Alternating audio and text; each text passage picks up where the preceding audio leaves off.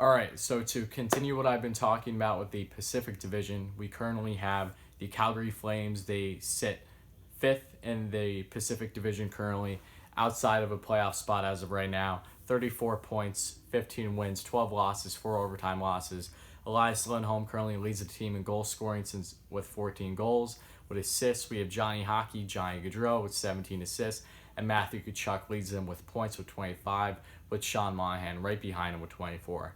This Calgary team, I might just say it right now, I do not think they are making the playoffs, and a lot of that is because of their goaltending and their lack of scoring. Now, going into the season, a lot of people, including myself, would have thought that Calgary would have been dominant like they were last season, but they are clearly struggling, and the upside for them is that they are 6-0-1 in their last 7 games, so things are definitely trending upward for them, but overall they have been very inconsistent to start the season, with everything that happened with their former head coach Bill Peters, and then him being stepping down, even though we knew he was going to be fired.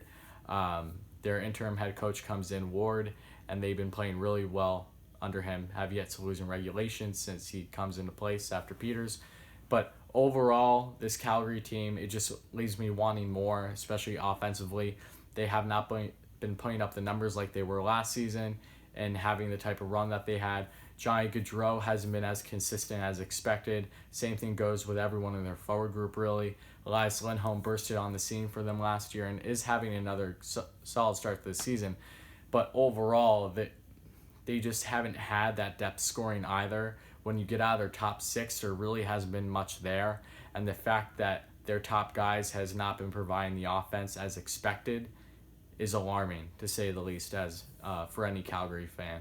And then you look at their defense, Mark Giordano coming off an amazing Norris season he had last year, winning the Norris Trophy.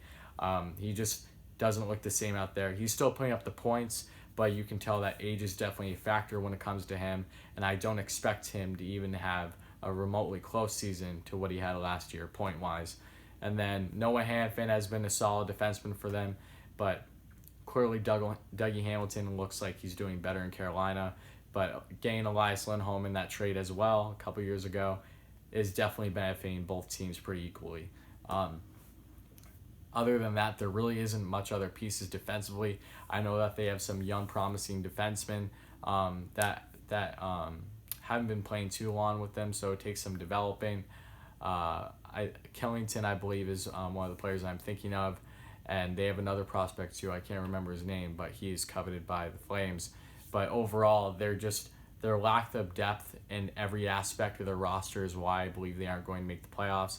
I also look at their goaltending. I look at the tandem of David Riddick and Cam Talbot as one of the worst tandems in the league.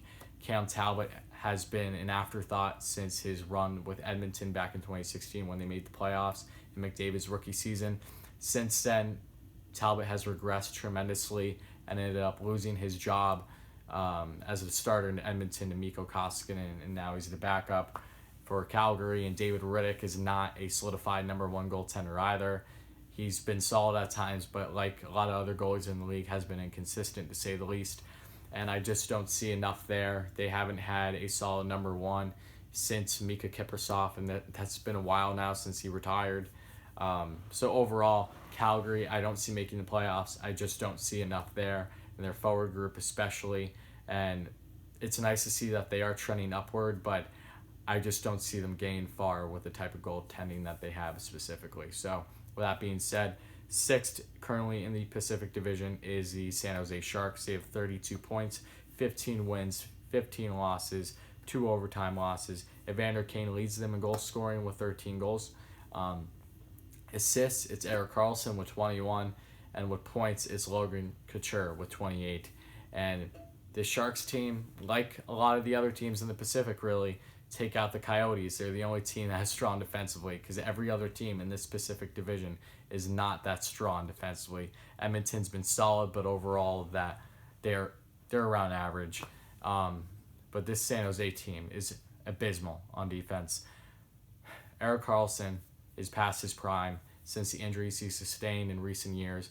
He's not as fast as he used to be and is really showing. He will still put up the points offensively, but the goal scoring isn't there like it used to be when he was in Ottawa.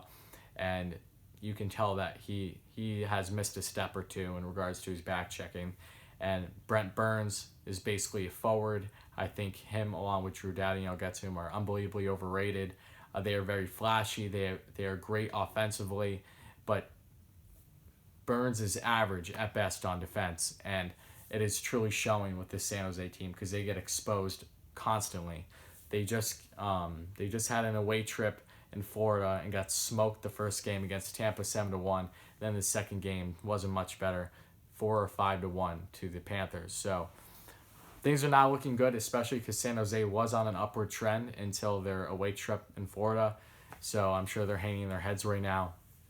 And overall, this team is just, in my opinion, it always leaves me wanting more. And you see guys like Kevin LeBanc, who is on one of the friendliest team contracts in the league currently. He has 16 points. Timo Meyer, who is going to be a stud for the San Jose team, has 19 points. Thomas Hertl, who's always been solid for the San Jose team, 23 points. And then Brent Burns has 21, and Erik Karlsson 23. So there just isn't too much. Like, their depth in their forward group is very solid, even after losing Joe Pavelski to the Dallas Stars this past offseason. They can still score goals, but there has been a lack of consistency there, especially in their bottom six. But even Barclay Goodrow has been solid for them too. They have a lot of pieces offensively, but the defense has just been lacking. It's been lacking for a while now. And when you look at the contracts of Karlsson, of Burns, of Marc-Edouard Vlasic, they are so bad. They are all locked up until their late 30s, and San Jose does not have money. So I give them credit. They still manage to make some smart moves in the offseason each year, but overall, the San Jose team needs help defensively for sure, and their goaltending is not helping them at all either. Martin Jones hasn't done anything since their cup run a couple of years ago where they lost to the Pittsburgh Penguins. Jones has went from being a stud looking number one to people comparing him all the way to Carey Price to barely being a starter now. He has been unbelievably inconsistent over the past couple seasons, and as long as that continues, I don't see this San Jose team getting far. But with that being said, I think San Jose is still going to make the playoffs. I think they still have enough veterans on this team to make it work, to at least crack it. I don't see them having a deep run in the playoffs by any means, especially with the type of goaltending that Martin Jones has been presenting the past couple seasons. But I do see San Jose making the playoffs, surprisingly. But I think one way or another they will get in.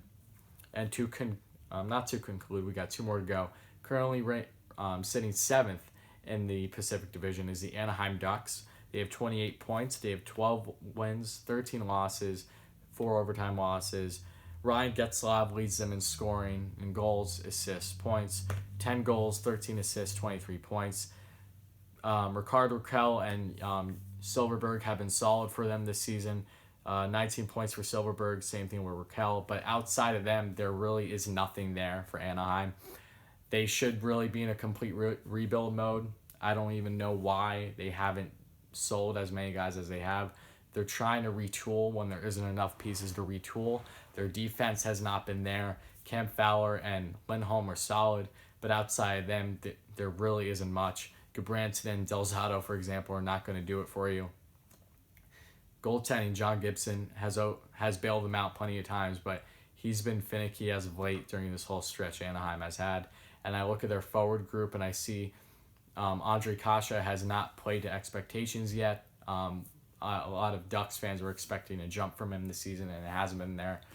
And then I see a lot of prospects on their team that I feel that they're overworking, which isn't really great for their development.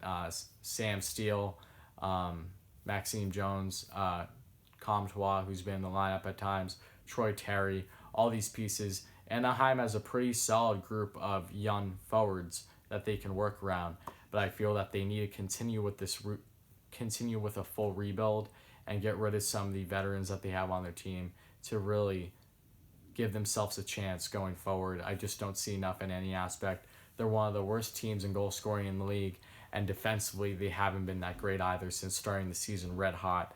They have really slumped. They have fallen in the standings completely, And with all that being said, I do not see Anaheim making playoffs.